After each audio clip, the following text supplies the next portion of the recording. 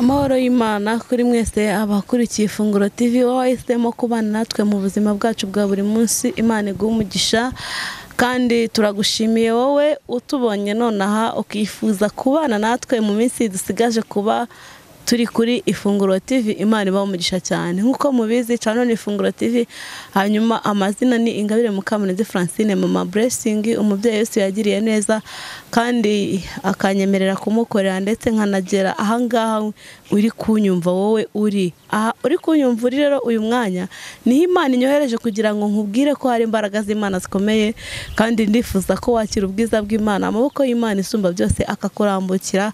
Wowe utameze neza ndagusabira kumererwa neza muri uyu mwanya, kuko isi niko yubatse uyu munsi. None unezerewe, ejo ukaba ubabaye, ejo bundi ukaba urimo guseka, ariko ndakwifuza kubana na Yesu kandi ukagubwa neza mu izina rya Yesu Kristo. Tugiye kwakira umutumirwa murimo kubona kuri kamera, ariko utarakora subscribe rwose uyu munsi ukanda akazogera kugira ngo ubutumwa bwiza bukomeze kukugeraho ku manywa na nimugoroba. Twebwe duhora dushyiraho ibifasha imitima y'abakristo, hanyuma mushyireho share na comment na like kugira ngo dukomeze kwaguka mu izina rya Yesu. Reka twakire uyu mutumirwa uri kubona kuri kamera imbere yawe, agusuhuze nawe umwikirize mu izina rya Yesu Kristo. Turakwakiriye mukozi w'Imana isumba byose, ibwira abantu badukurikiye. Murakoze, tubashimiye ikaze muduhaye kubwo y'umurimo w'Imana. Imana ibahe umugisha. Amen. Mboneyeho no gusuhuza abantu bose badukurikiye muri uyu mwanya mwiza w'ijambo ry'Imana. Amen. Mbifurije rero kubana natwe muri uyu mwanya, kandi turabishimiye. Yesu akomeze atugirire neza. Yego, Imana ibahe umugisha cyane. Ntago mwatwibwiye amazina yanyu, mwitwa bande hanyuma musengera?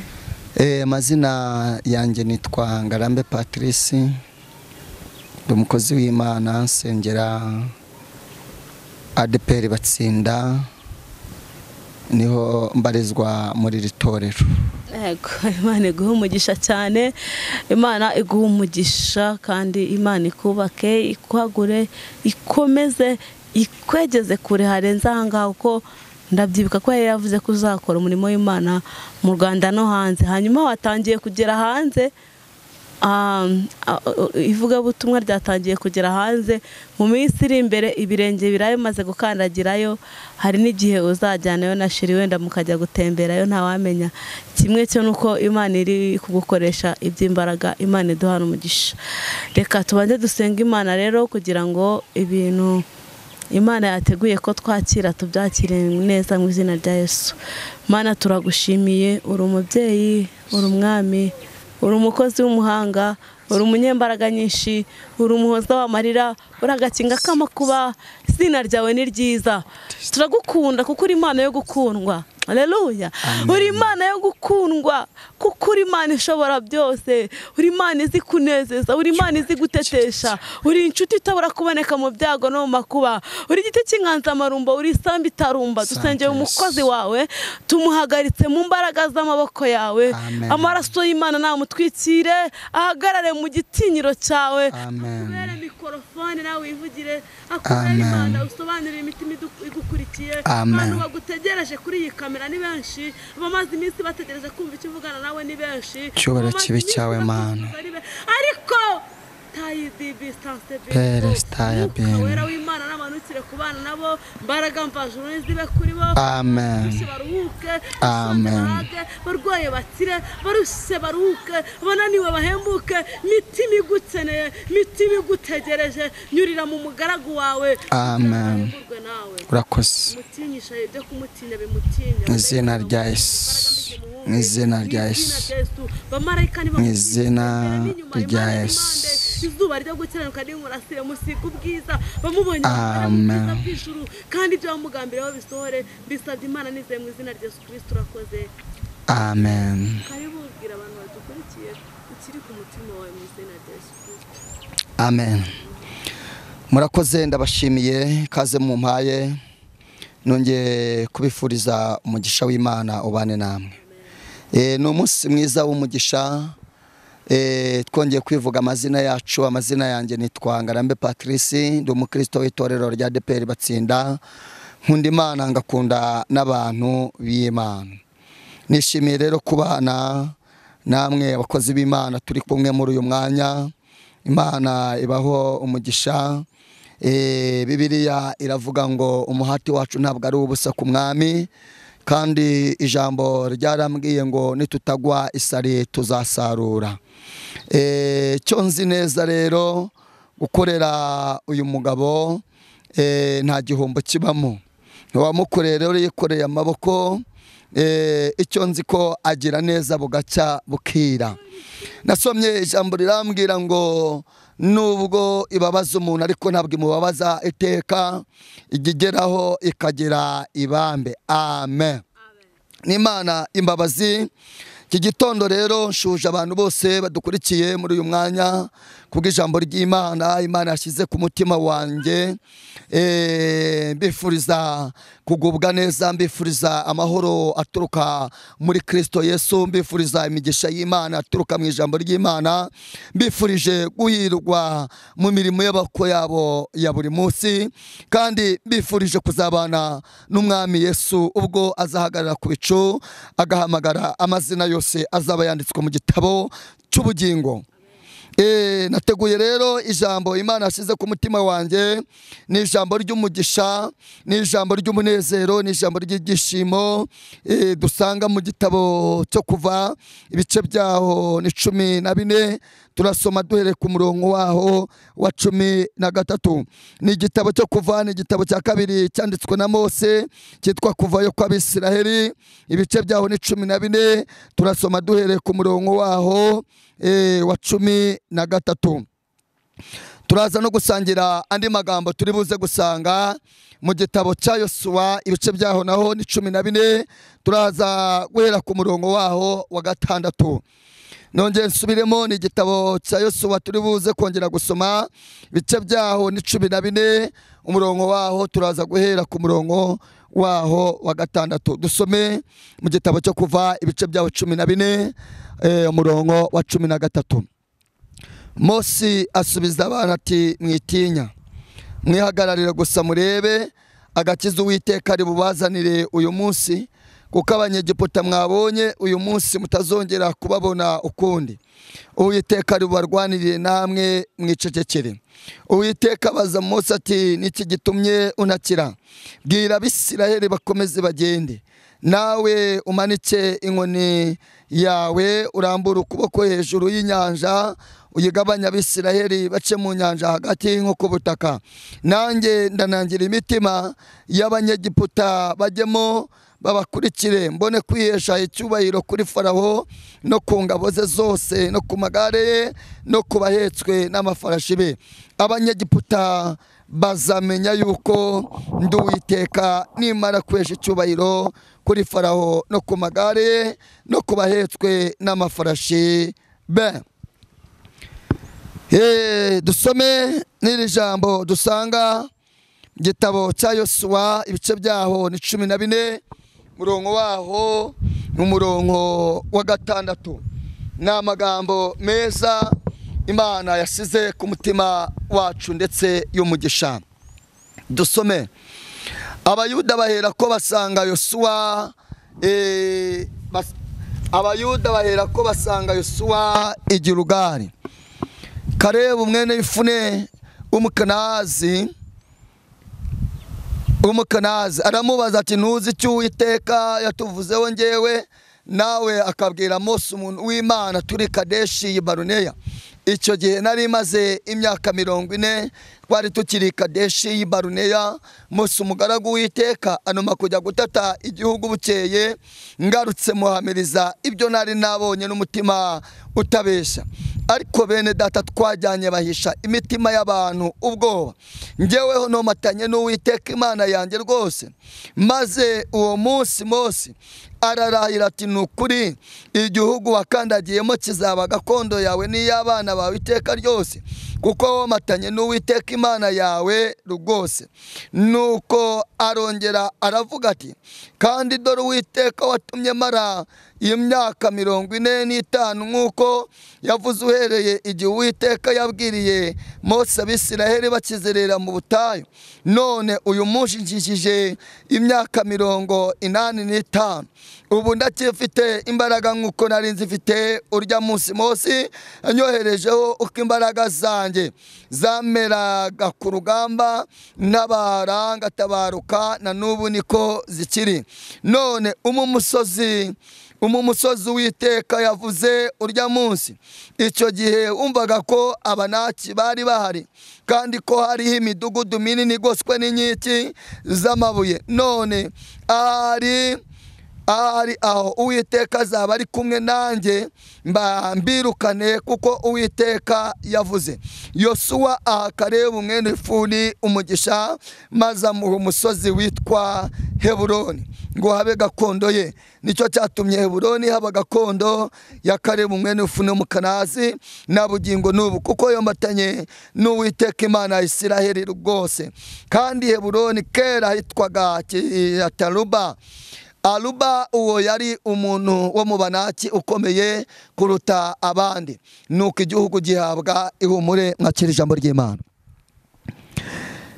Imana ishimwe bw'aya magambo meza Imana ateguye, Imana isize ku mutima wacu, ndetse ntabwo ari ayacu twenyine ahubwo n'ayabera bose bategereje kugaruka kwa Yesu Kristo. Imana n'urukundo, Imana itwitaho tudakwiriye, Imana ikavugana natwe turi mu bihe bikomeye, turi mu byago, ariko nagira ngo mbabwire neza yuko Imana igira neza bugacya bukira, nta jambo Imana ijya ivuga ngo rihere. Ndetse nagira ngo mbabwire ngo nta hantu habi Imana itakura umuntu, nta n'ahantu heza Imana itageza umuntu. Imana nikomeze ihabwe icyubahiro. Iki ni igihe kimwe ubu bwoko bwa Isiraheli bwabayeho, ariko buba buri mu bunyage, buri mu gihugu, bakoreshwa icyo bita uburetwa. Ubu buretwa rero bari barimo bwari uburetwa butorose, bwari uburetwa bukomeye. Cyari igihe uyu Farawo yari yarabigaruye abakoresha iby'agahato Abisiraheli, ariko iki gihe cyari igihe Imana kugira ngo isohoze umugambi wayo, cyari igihe Imana yatoranyije ubu bwoko, itumye ihamagaye wari Imana yaritoranyije, wari umutware ukomeye witwaga Aburahamu. Uyu Aburahamu rero ni umwe Imana yagizeho isezerano, ari mu buretwa cyangwa ari mu ibihe bidasanzwe, byari ibihe byari bigoye, byari ibihe bitari binejeje Imana. Bibiliya itubwira neza yuko ise yitwaga Stera uyu yacuruzaga ibigirwamana, ndetse yarabikoraga akabibaza akabicura, yarangiza agashyira hariya Aburahamu, yarangiza akamubwira ati bicuruze. Yamara kubicuruza, uyu Imana ibona yuko Aburahamu adakwiriye kuzarimbukira muri ibi bigirwamana. Imana igira icyo bita isezerano, igirana na Aburahamu isezerano. Kimara kugirana na Aburahamu isezerano, imukoresha icyo bita navuga egizame. Ndangije itamba igitambo, ibwira Aburahamu, iramubwira ati Aburahamu we, iki gitambo ukirinde. Aburahamu ahera mu gitondo arinda iki gitambo, ngo akirinda kugeza mu masaha y'umugoroba. Ahera mu gitondo yirukana inkongoro, ahera mu gitondo akubita isazi, akubita ibikoko yirukana, ariko ngo bigeze nimugoroba mu kirengarenga Aburahamu atangira gufatwa n'icyo bita ibitotsi. Mu kirengarenga afatwa n'ibitotsi, ibitotsi biramufata, afatwa n'intege nkeya.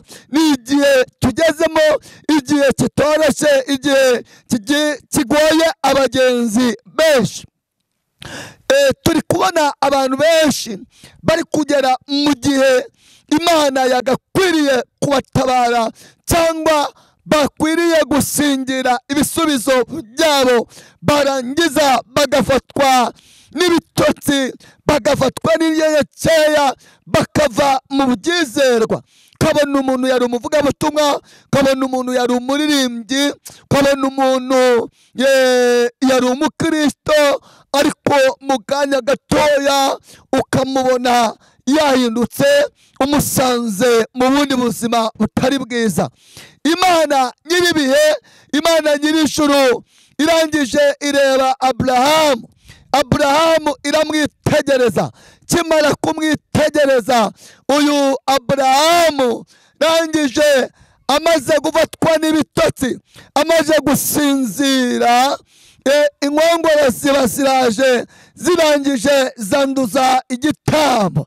Zimaze kwanduza igitambo, Imana iramubwira ati Aburahamu we, kuko utabaye maso, kuko utarinze, utakoze ibyo twavuganye neza, inkongoro zikaba zanduje iki gitambo, urubyaro rwawe ruzaba mu bunyage,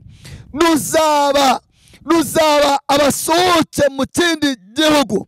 Rangije nuko Abisiraheli bagiye muri iki gihugu, asigaye bajya muri ubu buretwa.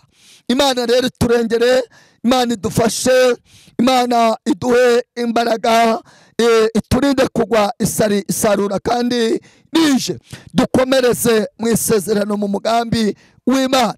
Bageze muri iki gihugu, ubu bwoko bwa Isiraheli bakoreshejwe icyo bita uburetwa butoroshye, uburetwa bw'agahato. Barakubitwaga, barasuzugurwaga. Umva, bakoreshaga uburetwa. Umva, babumbaga amatafari, bamwe bagapfira muri ubu buretwa. Ariko Imana ivugana n'ubu bwoko, irababwira ngo nzabakura muri iki gihugu, nzabakura muri ubu buretwa, nzabajyana mu gihugu cy'amata n'ubuki. Ibaha isezerano. Harimo abanyamasengesho, harimo abantu basenga. Muri ubu bwoko bajyaga bagenda bakirera, bakajya ahantu bagasenga, bagataka, batakambira Imana, bakabwira Imana ati Imana turazira iki? Reba ukuntu tumeze, reba ukuntu bimeze, reba ukuntu bene wacu bari gupfa. Imana iri mu ijuru yarangiza ikabireba, ikabitegereza. Umunsi umwe rero Imana ifata umwanzuro, irimanukira iza kureba ubu bwoko bw'Imana. Imana ishimwe, haleluya. Cyama ngo uyu munsi Imana imanuke ize kureba abanyamasengesho. Cyama uyu munsi Imana imanuke, haleluya, yumve gusenga kw'abera, gira ibintu ihindura. Kubera ko nawaze kumenya neza yuko Imana ahantu igeze ifata umwanzuro. Hari ibintu ihindura, hari ibintu cyacesha, hari agasuzuguro yanga. Icyama uyu munsi Imana yanga agasuzuguro ku bantu yavuganye nabo. Icyo nzi cyo, ntabwo igiza gusa, ahubwo ahantu igeze hari ibintu igibasha kuringaniza. Icyama ngo bene data nshuti z'Imana, bavandimwe nshuti z'umusaraba, Imana igira ibintu ihindura ku buzima bwanyu. Banyamasengesho, bakristo bene data, nimuhumure nimukomere. Icyo nzi ko Mwami Yesu ari ku ngoma kandi azaza, ntabwo azatinda. Imana ivuganye n'ubu bwoko, kimara kuvugana n'Abisiraheli, haleluya, Imana ivuganye nabo. Abisiraheli bagira kwizera, cyangwa uyu munsi wa none Imana itange kwizera mu mitima y'abera. Amen. cyangwa uyu munsi wa none Imana itwongerera kwizera kudasanzwe kubera ko yivuze, yo irategeka, igivuga ibintu byose bikagira ute bikayumvira. Imana ishimwe. Ababisiraheli bakimara kumva ko Imana ivuganye nabo izabakura muri iki gihugu, igihugu cy'uburetwa, ikabajyana mu gihugu cy'amata n'ubuki, bahise ko bizera, ndetse iki gihe kigeze iza gushyiraho umutware ari we witwaga Mose. Mose rero niwe watoranyije ubu bwoko, itoranyamo Mose kugira ngo azoyobore ubu bwoko, ariko Mose awe aza guhabwa izindi mbaraga zidasa. Imana icyama ngo imere abakozi bayo, abashumba, abavuga butumwa bari kuyikorera, abaririmbye ndetse n'abakristo babirimo neza, icyama ngo ibatoranye, ariko ibamere n'imbaraga ndetse n'ubwenge budasanzwe. Amina. Imana ishimwe, Imana ishimwe, Imana ishimwe. Aleluya. Nasomye ijambo muri Zaburi ya 65 umurongo wa 5. Hari ijambo ryambwiye ngo hahirwa umuntu Uwiteka atoranya, yamara kumutoranya akamwiyegereza akamushyira mu bikari bye. Hepfo haravuga ngo tuzahazwa n'ibyiza byahera ho mu rusengero rw'Imana. Hahirwa umuntu Uwiteka atoranya.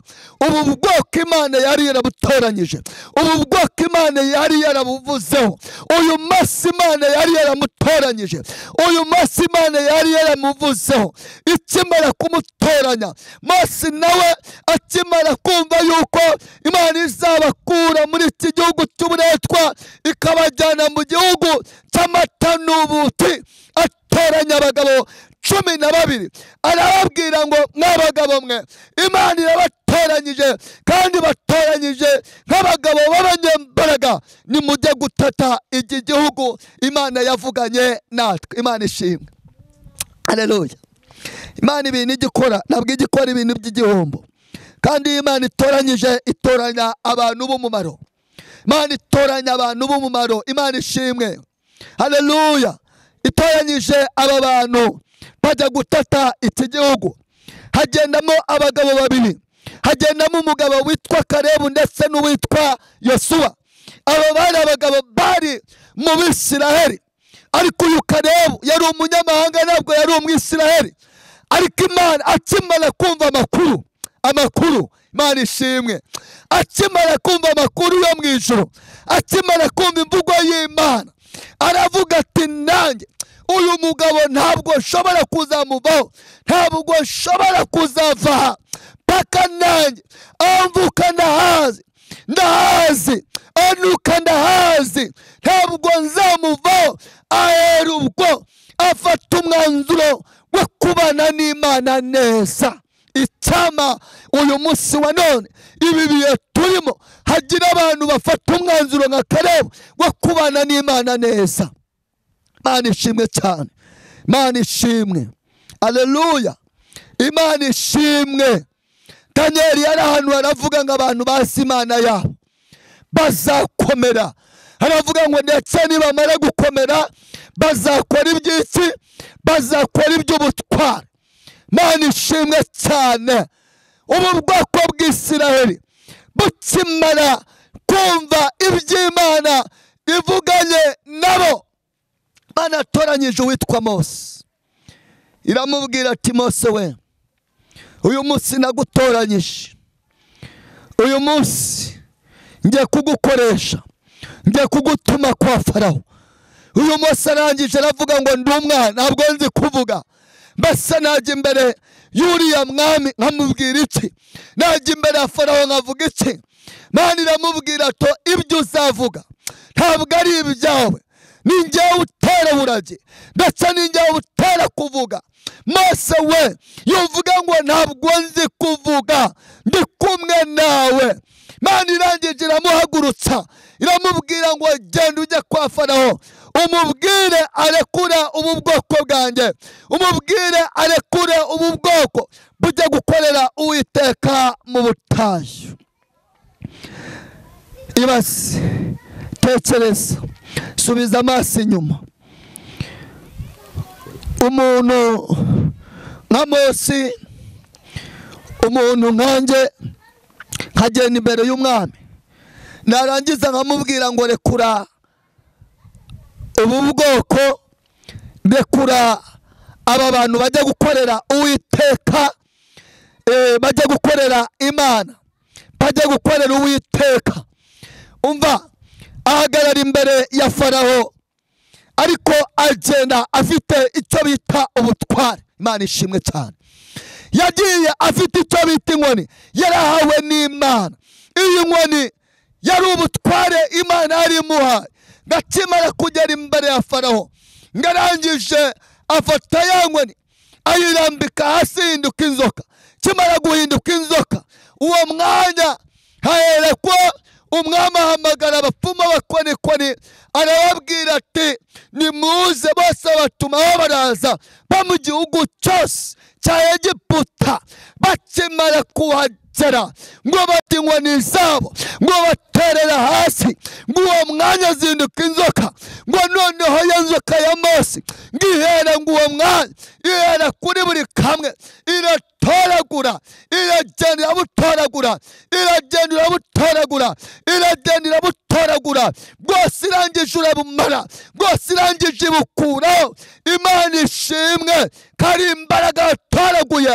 Imana ishimwe ko ari imbaraga z'abarozi yatesheje agaciro. Imana ishimwe ko ari imbaraga z'abapfumu Imana yatesheje agaciro. Imana ishimwe, Imana ishimwe, aleluya, Imana ishimwe. Muririmbyi yaririmbye yuzuye umwuka wera, aravuga ngo hejuru y'imbaraga z'abadayimoni hari imbaraga z'Imana. Hejuru y'imbaraga z'abarozi n'ibiturwanya n'ibiduteye ubwoba hari imbaraga z'Imana, hari imbaraga zirya izindi. Nihuse cyane, kimenyetso cya nyuma Mose cyangwa Imana yakoresheje Mose muri iki gihugu cya Egiputa kugira ngo Farawo arekure ubu bwoko. Imana yabwiye Abisirayeli, irababwira ati mugende mujye mu Banyegiputa bose, mugende mutire ibintu, mugende mubatire. Mbateye imitima yo kubatiza, kandi mubatire ibintu bihenze, kuko iri joro ndi Uwiteka, ndaza guca muri iki gihugu, ndaza gukora ibitangaza. Imana ishimwe, haleluya. Imana ntabwo ishobora gufata abantu bayo, ntabwo ishobora gufata umuntu yavuganye nawe, yagiranye nawe isezerano, ngo imukure ahantu yamuteretse imujyanye ahandi, igenda gusa. Haleluya. Muzi ibintu Imana yankoreye muri iyi minsi, ibintu Imana yankoreye muri iyi minsi, yankoreye muri iyi minsi. Imana yankoreye igitangaza. Imana yankuye ahantu narindi mu kibaya, irangije iranzamura inereka ahantu ku musozi, ahantu abantu bose bandeba. Burya iyo umuntu ari mu kibaya abantu ntabwo baba kureba, ndetse mu kibaya ni ahantu mbese haba hatabonwa n'abantu bose. Ariko Imana ishimwe ko yankuye muri iki kibaya, yankuye hagati, reka mito hagati, irangije ishyira ahantu abantu bose bagira ute bandeba, baranzengurutsa. Mu gihe nari maze cy'imyaka 5 ndi ku musozi w'ubupfakara. Ubwo abantu barabyumva, abantu bamwe barabyumva. Imana yangiriye neza. Imana yampaye andi mahirwe ya kabiri, iranshumbusha, yongera kuma igihozo, yongera kuma umudamu mwiza, yongera kungarura amahirwe. Bunanjye ndimo ndaryama ngasinzira, ndimo ndinjira ngasanga shari yateguye ibyo kurya biri ku meza. Ndimo ndinjira akaza akamfungurira agashati agakuramo, ndimo nataha. Haleluya. nkumva ibyishimo nkumva umunezero ndi kwinjira mu nzu